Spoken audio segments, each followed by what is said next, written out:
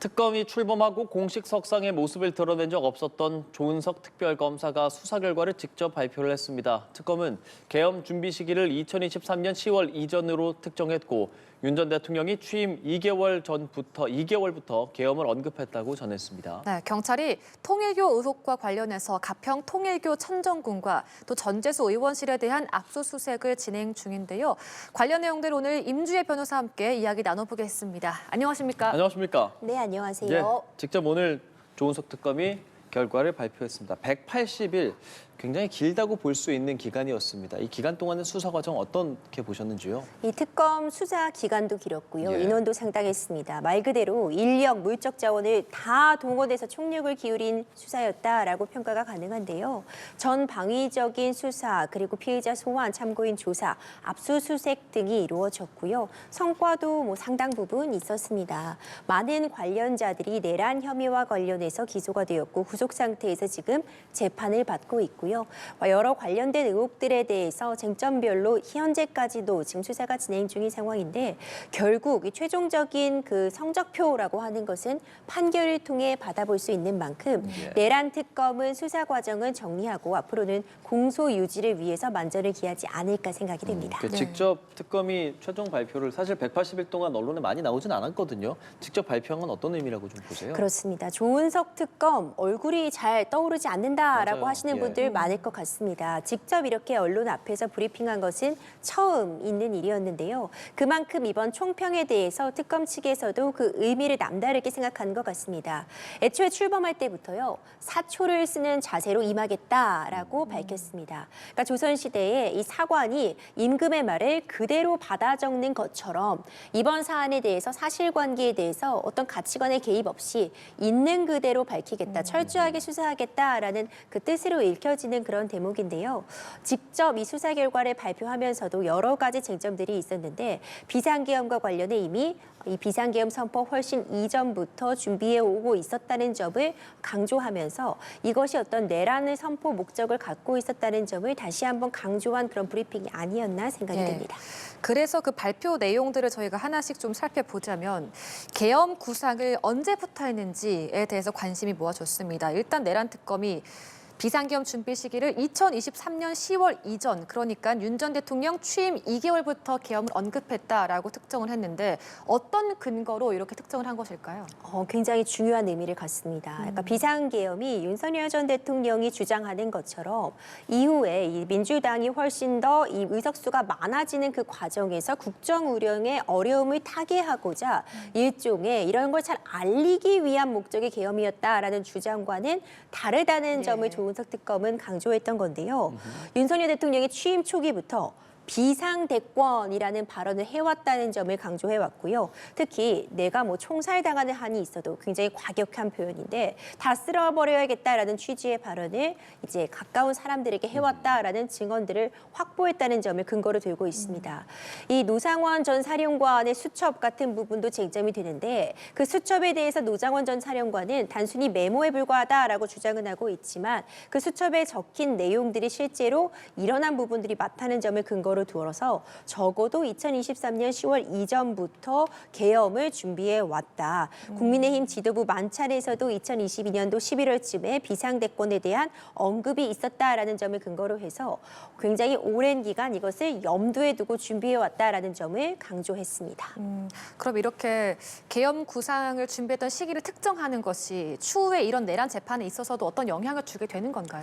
굉장히 중요한 쟁점이 될 수 있는데요. 그러니까 이 비상계엄 선포의 결국 목적이 내란죄가 인정되느냐 되지 않느냐에 있어서 핵심적인 부분이 될 텐데 오랜 시간 미리 사전에 염두를 해두고 준비해 왔다면 어찌 보자면 이것이 국헌문론 목적을 갖고 있었다라는 점을 좀 더 뒷받침해 줄 수 있는 측면이 있습니다. 왜냐하면 윤석열 전 대통령 측에서는 일관되게 이 전국 운영에 어려움 때문에 비상계엄을 일종의 이런 어려움을 국민들에게 잘 알리기 위한 차원이었다라고 주장을 해왔는데 이렇게 전국 운영의 어려움보다는 집권 초기에서부터 이것을 계속해서 준비해 왔다면 헌법재판소 등에서 해왔던 비상계엄 선포 목적과 일부 충돌하는 지점들이 있기 때문에 아마도 특검 측에서는 이 비상계엄이 사전에 굉장히 오랫동안 기획돼 왔다라는 점을 강조하기 위해서 이런 부분을 언급했던 것으로 보이고 최종적인 판결 결과에 있어서도 영향을 줄 수밖에 없는 사안입니다. 그때 이제 취임 초반을 다시 한번 돌이켜 보면 당시에 윤석열 전 대통령이 그 청와대에서 대통령실로 옮기지 않았습니까? 한남동으로 넘어갔던 그 상황에서 그런 부분들 그렇게 옮기고 그로 인해서 군과의 좀 밀착이 강화되고 아무래도 그쪽에 군 관계자들이 많이 있으니까요. 이런 부분들도 이번에 특검에서 좀 언급을 했죠. 그렇죠. 이 용산 이전과 관련해서는 사실상 취임 초기에도 왜 굳이 옮기려고 하느냐라는 이야기들도 있었습니다. 특검 측은 이 용산 이전을 단순히 어떤 국민과 좀 더 가깝게 소통한다거나 이 직무 업무를 위한 것이라기보다는 군 관계자들과 이제 밀착하기 위한 그런 시도였으면 실제로 용산으로 이전하고 군 관계자들과 보다 밀접한 관계를 유지하게 되었다라고 이야기를 하고 있습니다. 일단 이것은 특검 측의 브리핑, 그러니까 수사 결과에 대한 발표이기 때문에 최종적으로 이 내용 용산 이전이 비상계엄 선포와의 그런 밀접한 관련성은 재판에서 좀 더 심도 있게 다뤄지리라고 보고요.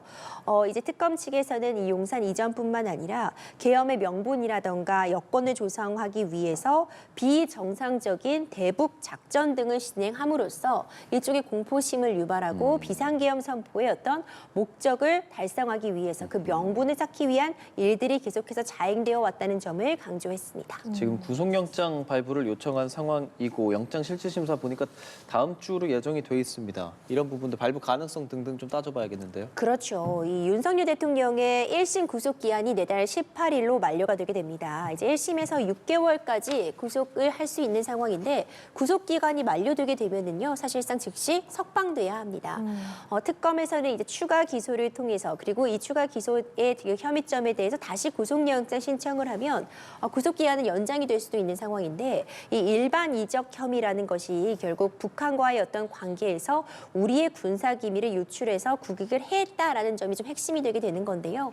이 일반 이적죄가 어느 정도 특정이 되고 범죄 혐의점이 소명되었다고 볼 것인지 그 부분에 따라서 결론은 달라질 수 있으리라고 봅니다. 예, 그러니까 지금 뭐 계엄 구상 그 시기도 특정하는 걸 봐서 어쨌든 비상계엄 선포 원인이 가장 중요해 보이는데 조은석 특검은 동기와 목적은 정치적 반대 세력을 제거하고 권력을 독점, 유지하기 위해서 내란을 일으켰다라고 판단했습니다. 그렇다면 배우자 김건희 씨의 사법 리스크는 직접적인 원인은 아니다라고 저희가 해석할 수 있는 건가요? 오늘 브리핑에서 가장 좀 주목도를 끌었던 부분이 그래서 도대체 왜 비상계엄을 선포했는가 그 목적에 대한 답변이 담겨 있느냐인데요. 지금 조은석 특검에서 바라보고 있는 이번 12.3 비상계엄 선포의 목적은 결국 이 권력 독점과 유지를 위한 것이었다라고 1차적으로 결론을 내리고 있습니다. 여러 가지 이야기들이 나왔습니다. 그러니까 12.3 비상계엄 선포까지 가야 했던 어떤 결정적인 계기가 있는 것이 아니냐. 특히 그 결정적인 계기라는 것이 배우자에 대한 사법 리스크를 덮기 위한 것이 아니냐라는 여러 가지 추측들이 있었는데요.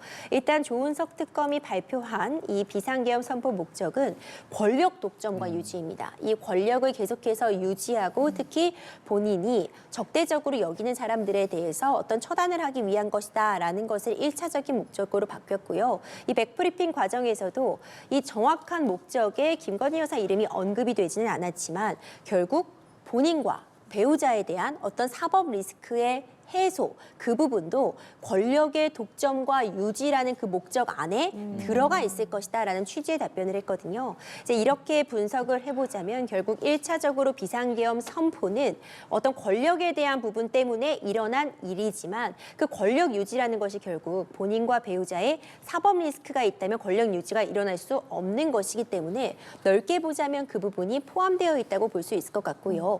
다만 김건희 여사의 이 비상계엄 선포 과정에서의 참여라던가 어떤 영향력을 끼쳤다라는 부분에 대해서는 확인이 되지 않는다라는 취지로 읽혀집니다. 예. 자, 그래서 특검이 윤 전 대통령 포함해서 총 27명 기소를 했고 법적으로 좀 의미 있다라고 보이는 것은 오늘 1심 선고 노상원 전 정보사령관에 대해서 오후에 나오게 됩니다. 이 결론에 따라서 좀 다른 수사들의 재판에 어떤 영향을 미칠까 이 부분도 관심인데요. 내란 특검이 기소한 사례 중에 처음으로 1심 재판 성적표를 받아든다는 점에서도 네. 그 의미가 남다릅니다. 또 공교롭게도 수사의 어떤 총평에 대한 브리핑을 오전에 있었고 바로 예. 오후에 이 결과표를 받아든다는 점에서도 의미가 있는데 지금 받고 있는 혐의는 이 노상원 전 사령관이 민간인 신분일 때, 그러니까 전직 사령관도 아니고 민간인으로서 어떤 정보에 대한 접근 권한이 전혀 없음에도 불구하고 정보사 요원의 명단을 수집하고 실제로 선관위에 투입될 요원들의 선발에 관여했다라는 부분입니다. 그렇다면 개인정보 위반 같은 부분들이 문제가 되고 이 진급 청탁에 대한 대가로 2,600만 원 상당의 금품을 수수한 혐의에 대해서도 지금 재판을 받게 되는 건데요. 일단 특검에서는 이와 관련된 혐의, 이 혐의에 대해서는 징역 3년에 추징금 2,390만 원을 구형한 상황입니다. 구형이 그렇고 일반적인 그 선고라고 한다면은 예. 이 구형의 3분의 2 정도 내지는 뭐 절반까지도 이제 깎일 가능성은 있겠지만 만약 오늘 어떤 유죄 판단을 받게 된다면 그 재판 과정에서 12.3 비상계엄 선포의 목적이라던가 아니면 정보사 요원의 명단을 수집하고 그 명단을 어디에 활용하려고 했는지에 대한 해석이 담겨 있다면 앞으로 진행될 다른 재판에 있어서도 유사한 취지가 계속해서 담길 가능성이 있어서 의미를 가진다라고 평가가 됩니다. 예, 그리고 이후에 다음 달입니다. 한덕수 전 국무총리 재판도 또 처음으로 선고를 앞두고 있는 상황인데 사실 내란 특검의 수사 핵심이 비상계엄 선포도 그렇지만 그 이후에 있었던 위법성에 대한 뭐 국회 침투 등 위법성이 형사 절차 안에서 입증되느냐라는 부분도 중요한 것 같은데 그런 부분에서 한덕수 전 총리의 재판 선고 중요한 이유가 있겠죠? 그렇죠. 한덕수 전 총리에 대한 재판은 굉장히 중요한 의미를 갖습니다. 일단 징역 15년이 구형된 상태이기 때문에 굉장히 중형이 구형이 되어 있고요. 결국 이 한덕수 전 총리에 대해서 이 내란의 주요 인물을 종사했느냐 방조했느냐 혐의를 판단하려면 12.3 비상계엄이 내란인가에 대한 답변을 내려놓아야 됩니다. 이 다른 재판과는 또 별도의 재판이라고 보여지지만 적어도 12.3 비상계엄 선포 자체의 불법성에 대해서 판단을 1차적으로 내릴 것이기 때문에 다른 재판에 있어서 그리고 형량을 가늠하는 데 있어서 가늠자가 될 수밖에 없어 보입니다. 그런 측면에서 한덕수 전 총리에 대한 1심 선고 내년 1월 있을 예정인데 결국 내란 특검의 수사 성패, 계엄의 위법성 입증이 어떻게 내려질지에 따라 나머지 줄줄이 있을 재판, 윤석열 전 대통령을 비롯해서 그렇죠. 뭐 이상민 전 장관이라던가 김용현 전 장관 등이 어느 정도 형량을 받을지도 예측해 볼 수 있는 가늠자가 되리라고 봅니다. 알겠습니다. 자, 이제 통일교 수사 상황도 좀 말씀 나눠보고 싶은데요. 경찰 국가수사본부가 처음으로 강제 수사에 나선 상황입니다. 이게 좀 시간이 조금 지났단 말이죠. 압수수색을 지금 하면 어떤 것들을 좀 얻을 수 있나 이런 부분도 궁금합니다. 그렇죠. 지금 통일교의 어떤 청탁 관련된 부분들 실제로 누구에게 금품이 전달됐는가 많은 이야기들이 무성했고요. 전방위적인 압수수색, 강제 수사에 나섰습니다. 일단 이 압수수색을 통해서 뭐 휴대폰 자료라던가 메시지 내용 관련해서 어떤 장부 등을 최대한 확보하리라고 보고요. 이것이 좀 이전부터 일어났던 일입니다. 예. 2018년, 19년도부터 이런 일들이 있었다라는 진술이 확보되어 있는데 특히 정치자금법 위반과 관련된 부분들은 지금 공소시효가 7년이어서 공소시효도 임박한 측면이 있고요. 이미 7, 8년 정도 지난 일이기 때문에 현재까지 어떤 유의미한 자료가 남아있겠느냐라는 그런 일각의 우려 섞인 시선도 있지만 결국 휴대전화 자료라든가 노트북 이런 부분들을 포렌식을 진행함으로써 그 시점에 과연 통일교 관계자와 지금 금품을 받은 것으로 언급되고 있는 뭐 전재수 전 장관 등의 어떤 내용을 주고받았는지 이들이 긴밀하게 연락을 주고받은 사이였는지 이런 부분들을 입증하기 위해서 수사력을 기울일 거리라 봅니다. 예, 지금 경찰 수사팀이 한학자 통일교 총재도 피의자로 입건한 상황이고 한 총재가 수감돼 있는 그 구치소에서도 압수수색을 진행하고 있단 말이에요. 그러니까 구치소를 압수수색하는 이유에 대해서는 저희가 뭐라고 해석해야 될까요? 일단 구속된 상태이기 때문에요. 구치소에서 보관하고 있는 휴대폰 이 휴대 소지품 같은 것들이 있을 것이고요. 작성하고 있는 뭐 메모라던가 일기장 같은 부분도 있기 때문에 아마도 그런 자료들이 아닐까 뭐 그렇게 좀 예측은 가능해 보입니다. 이 구치소뿐만 아니라 지금 전방위적으로 뭐 통일교가 업무를 보는 공간들 역시도 동시다발적으로 압수수색이 진행되고 있기 때문에 관련해서 누구에게 그 시점에서 어떤 보고를 받았는지 보고를 한 사람이 누구이며 이 체계상 지금 이름이 오르내리고 있는 그런 정치인들과 실제로 접촉을 한 바가 있는지 방문 이력은 있는지 이런 부분들에 대해서 지금 확보된 진술과 이 진술을 뒷받침할 만한 문자라던가 방문 기록 등이 있는지를 좀 대조해보기 위한 전방위적인 압수수색이라고 보여집니다. 예. 자, 말씀하신 것처럼 사실 이 사건이 특히나 여야 정치인들에게도 많이 영향을 주고 있고 직접적으로 뭐 사의를 표명한 전재수 전 장관 등도 있는데 다만 본인은 그 당시에 그 통일교 행사에 참석했냐 이런 부분에 대해서 본인이 좀 알리바이가 있다라는 식으로 증거를 얘기하고 있단 말이죠. 이런 것들이 정말 증거로 제시가 된다면 좀 상황은 달라질 수 있는 겁니까? 그렇죠. 이제 의혹으로 제기된 부분에 대해서 만약 전재수 전 의원이 이 시기에 통일교 관계자를 만났다라는 구체적인 진술이 있었는데 구체적인 진술이 있다면 구체적일수록 신빙성이 높다고 여겨지는데요. 예. 그 구체적인 진술이 오히려 다른 알리바이를 통해서 신빙성을 낮춰지게 된다면 전재수 전 장관에게도 유리한 증거로서 작용을 할 수 있습니다. 지금 이 행사에 참석했다고 알려진 날 뭐 벌초를 갔다라고 새로운 예. 알리바이를 제시한 상황인데 실제로 벌초를 갔는지 다른 날에는 그렇다면 통일교 행사에 참석한 바가 없는지 이 정도의 일정 확인은 수사가 진행된다면 특히 강제 수사가 진행된다면 충분히 확인이 가능하리라고 보고요. 실제로 통일교 관계자들과 접촉한 바가 있는지 여부에 따라서 어떤 혐의점이 입증될 수 있는지 없는지가 충분히 달라질 수 있는 사안입니다. 사실 이제 이 통일교 의혹이 어디서부터 과연 시작되느냐라고 본다면 이전 윤영호 전 통일교 세계본부장의 말로부터 시작이 된 것이고 하지만 수사 과정에서 그 진술들이 계속해서 번복되기 때문에 그 말에 대해서 신빙성이 있느냐 없느냐를 따져봐야 될 수도 있고 또 앞으로 수사에는 과연 이런 부분이 어떻게 영향을 주게 될 것일까요? 그렇습니다. 이 윤 전 본부장이 다른 민주당 인사들에게도 금품을 제공했다라는 취지의 진술을 이미 몇 달 전부터 특검했던 것으로 알려져서 뭐 봐주기식 수사 이런 부분도 논란이 되었는데요.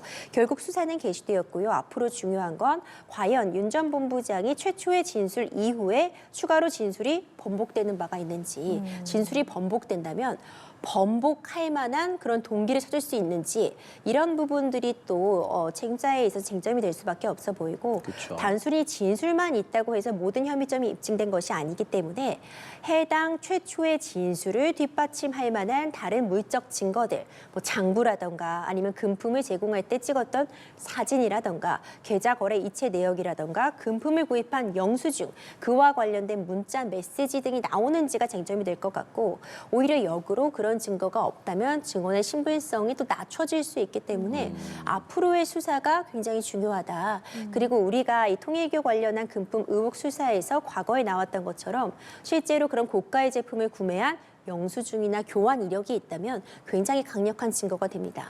이 정도의 강력한 증거가 추가로 나올 수 있을지가 쟁점이 되리라고 봅니다. 예. 그리고 앞서 말씀드렸던 전재수 장관 외에도 몇몇 의원들 관련해서 계속 그런 이야기들이 나오고 있는 상황이고 그리고 뭐 정치자금법, 뇌물죄 이런 부분들도 법적으로 어떻게 봐야 되는 건지 그런 부분에 대한 해석도 좀 부탁드릴게요. 그렇습니다. 전재수 전 장관뿐만 아니라 뭐 임종성, 김규환 의원에 대한 자택도 압수수색이 들어간 상황이고요.